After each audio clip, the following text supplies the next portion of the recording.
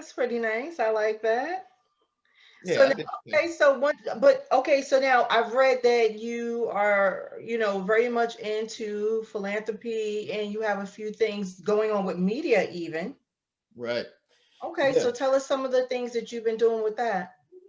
So I've always, wanted to give back. So I mean, even when I was in my, first started working after my company, I did mentorship programs for with Magic Johnson Foundation, and I always wanted to help others to have the best life that they could possibly have. Because my grandfather always told me, when you know better, you do better. And so, as I learned from my mistakes, I wanted to help others not make those same mistakes and see that the world is bigger than just your block. So Amen.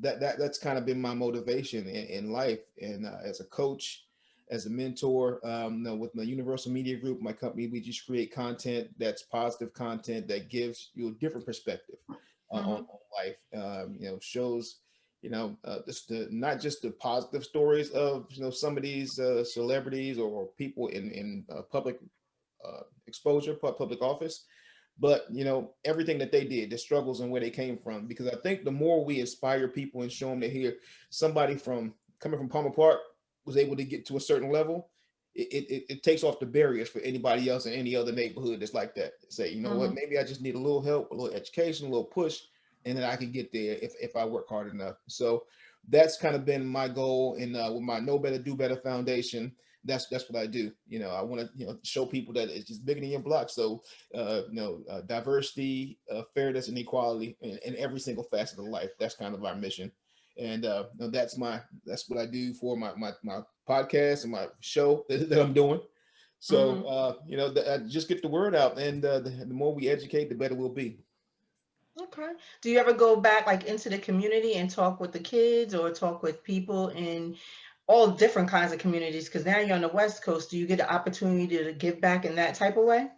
Absolutely, absolutely. So I mean, you'll hear I'm always out, and before COVID happened, but even during COVID, I'm virtually talking to people. But I'm for high schools, for middle schools. I'm a youth coach. I go do a lot with the military as a motivational speaker. I've been training the military for the last like 8 years, and so I Mm-hmm. go to all the bases across the world, and so I'm able to reach a lot of different people from different backgrounds there. So I'll stand on stage and kind of tell my story, give a 60-minute presentation, and then kind of sit there and talk with them afterwards about what's your goals, what's your struggles, like what are you going through. And that's kind of been, I never thought I'd be doing that. I never thought I was going to be a speaker. I wasn't a trained speaker. So um but it was a passion of mine to help people.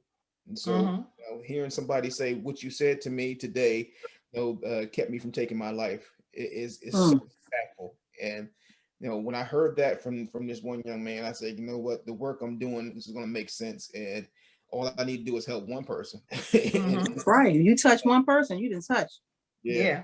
yeah. So yeah, that's just been a blessing. I can't wait to get back out on the road. Meet Yeah. everybody. I want to go to HBCUs. I want to go to colleges. I just want to. God has blessed me with so much. As far as just exposure to life, and I want to give that to everybody else. Mm-hmm. Mm-hmm. Now, along your path, between school, switching to sports management and everything that you have going on now, do you find that you're getting a lot more support, not just support because you're Sugar Ray Leonard's son, but support because the work and everything that you're doing um is just amazing or. Yeah, the support is starting to come together because I finally learned at my seasoned age now how to actually ask for it. Before all my life I've been such a independent person. I think I can do everything myself, and I overwhelm myself sometimes because yeah, uh, I guess it was a trust issue that I didn't trust anybody to work and hard and do the things that I was doing. But I've learned a hard lesson that you can't be everything for everybody, and you can't be Mm-hmm. everything for everyone. So sometimes you need support, you need help. So still a work in progress, but I'm learning it. I'm learning Yeah. it. So it's definitely there, and the outreach of people, like when I've asked for it, and I feel like I always felt like I don't want to owe anybody anything. So I think if I I ask for understand support, that. right? If I ask for support, you're gonna want something back from me. Yeah, what you Yeah. want Yeah, down the line? Mhm. exactly. So yeah, I asked you to help me out with something like, oh yeah, okay, that put that one in my mental Rolodex. You owe me now. So that's always been my ego, I guess, or issue that I didn't Yeah. want to owe anybody anything. But nobody does anything by itself. Nobody's success is by themselves. Everybody needs some support. So That's true. I'm learning as I go. Y'all help me with this. I'm learning for support because I got so many things that I want to give to the world and I can't do it by myself. So I'm asking.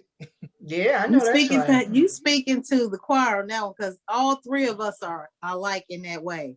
And Mhm. luckily, Kim and I have each other because we bounce information off. But it is extremely hard to trust people. And even when someone says, "Oh, well," they put that in the Rolodex. It seems like when they come back around, it's way more than what you asked for. You like, wait a minute now. On a Right. scale of 1 to 10, I asked you 5. How you get to 10? You know what I'm saying? Mhm. Right. Exactly. Exactly. So, Yeah, Lika know because I had borrowed a couple of dollars from somebody and turned around. They sent me a whole laundry list of things they wanted for their party. Right. So Lika only had two things. Yeah, it's I like, had like 10, 15 things on my that's list. kinda- I was like, wait a minute, I only borrowed no, this much money. right. I'm just that, gonna figure it out myself from next time. Yeah. I'm gonna make it this hard on me. because I ain't believe it. I said, it's no way. I had to It's show no, it to her. She if I didn't tell believe you, me. they wanted her to furnish a whole party. They wanted her to pay for an entire party. Okay, I'm looking, hot dog buns, mustard ketchup, Napkins, Oh cutlery. my goodness. chairs, tables. That's crazy. I ain't coming over here no more. Yeah. Like literally, that's what I said. People out of control. I'm trying to tell you. Out of control, I tell you. Yeah.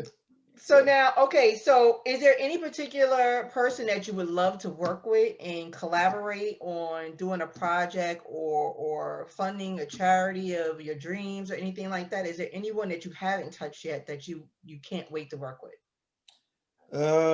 Yeah, I mean there's a bunch of folks. I want to have a conversation with Bill and Melinda Gates. I want to talk with them. I want Where the money resides. Yeah, like why set the bar low? I want to sit down with Oprah. I want to sit Mm. down with community activists in different communities. It doesn't have to just be the mega stars, but there's some people I want to talk to figure out what y'all do. Exactly. Right? So Exactly. what y'all do that was different. So yeah, I mean, it's so many amazing people. Actually, one of my mentors that's helping me out right now because I actually asked Kathy Hughes Oh um, wow. from TV1 and Radio One. Um, Mhm. you know, we helped her when she was just getting started out at WHUR. And, Mm-hmm. That's right. and That's she's my favorite always station. an asset. Now I called her last week and I said, Kathy, I need your advice on what I'm doing with this podcast and this radio show and all the things I want to do. She's like, boy, why you ain't call me before? Why you wait? I was like, I'm a hard head. I'm gonna do it the long way instead That's of right. trying to but when people are blessing in your life, it's we all have to be humble and take the advice and learn. There was a book that I read just recently. Actually, I read a couple years ago called The Go Giver, and it's about basically networking, just putting that energy out in your life and helping people just to help people, not expect anything back. Okay. And when in turn you do that, things come back to you. So Mhm. it's Mhm. kind of what kind of energy you putting out in the world. Yeah. Yeah, it's almost like paying it forward. Right, exactly. Exactly. I help you. I don't help you because I expect you to do something for me. I help you Yeah. because I want you what's best for you. Mhm. Mhm. Yeah, and hopefully that blessing will carry on and carry on and carry on. And it generally does. It Yeah. generally does. But I tell Mhm. with Kim, I tell her, I said, but she can't stretch herself too thin Ugh, because people will pull you and take. And you have to set some type of boundaries no matter what. Like you are only one person. You cannot be, like you just said, and I'll be all for everyone. It is a level of stop. Like, yep. this is how far I'm going, because Right. you drain yourself. You drain yourself. Yeah. And then Yeah. you wind up people take you for granted because they expect you to be there for them.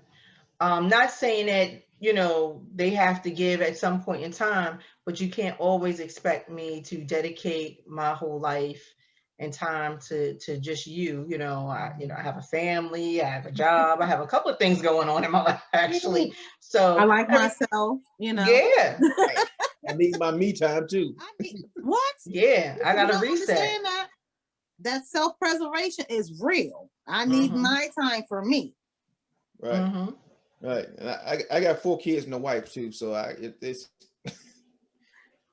I got to divide time Yeah, carefully. you got a lot. Yeah, that's a lot. A whole lot. Okay. Yeah, yeah, Woosah.